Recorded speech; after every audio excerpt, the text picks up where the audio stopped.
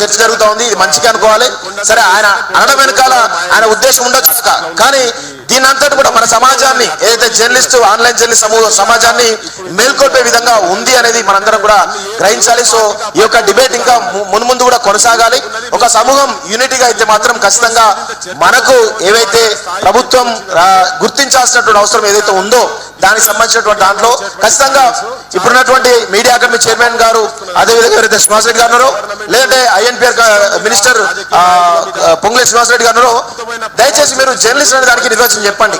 కేవలం print మీడియానా, satellite media వాళ్ళ జర్నలిస్టా అనేది కూడా ఒకసారి చెప్పాలి. చెప్తే మరి మేమేదో మరి మమ్మల్ని బ్యాన్ చేసే ప్రయత్నం చేయండి. మరి తెలంగాణ రాష్ట్రంలో యూట్యూబ్ మీడియా కానీ ఆన్లైన్ మీడియా బ్యాన్ చేస్తామని చెప్పి డైరెక్ట్ చెప్పేసేయండి. ఎందుకు చెప్తలేరు? ఆ ధైర్యం ఎందుకు చెప్పలేదు ఈ పాలకులు?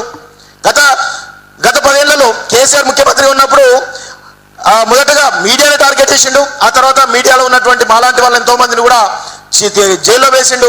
తీన్మార్ మల్లన్న లాంటి వాళ్ళు కానీ, నాలాంటి వాళ్ళు కానీ, రఘు కానీ, మహిపాల్ కానీ, శ్రావ్య కానీ అనేక మంది కేసులు పెట్టడం, అనేక మంది మమ్మల్ని జైలు చిత్రించబెట్టిన సందర్భాలు ఉన్నాయి. ఈరోజు అంటే పాలకుడు మారినా కానీ పాలకుడి యొక్క చర్య యొక్క విధానం, వారి యొక్క మనస్తత్వం ఏదైతుందో అలాగే ఉంటుంది అనేటువంటి విషయం మనం గుర్తుపెట్టుకోవాలి. సో రేవంత్ రెడ్డి గారు కూడా ఇప్పుడు యూట్యూబ్ ఛానల్ అన్నాడు, రేపో మాపో జైల్లో తీసుకుపోయి కొట్టే సందర్భాలు రావచ్చు.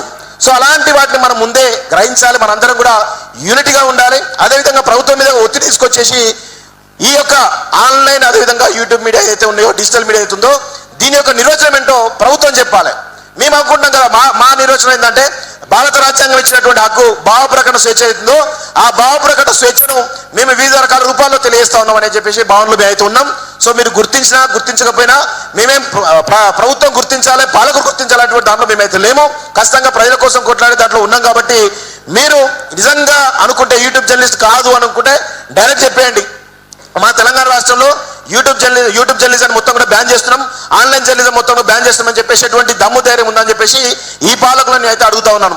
సో ఆ దిశగా చెప్పకుండా మీరు ఏదో ఇండైరెక్ట్ కామెంట్ చేస్తూ ఉంటే ఖచ్చితంగా కేసీఆర్ గారిని ఏ విధంగా నియంత పోకున్నటువంటి కేసీఆర్ గారు ఏ విధంగా గద్దెదించడం జరిగిందో అదే విధమైనటువంటి పరిస్థితి ఈ ప్రభుత్వం కూడా వస్తున్నటువంటి విషయాన్ని కూడా పాలకులు గుర్తుంచుకోవాలని చెప్పేసి కూడా నేను కోరుకుంటూ నాకు అవకాశం ఇచ్చినటువంటి మీ అందరికీ కూడా ప్రత్యేకమైన ధన్యవాదాలు తెలుస్తూ జై తెలంగాణ.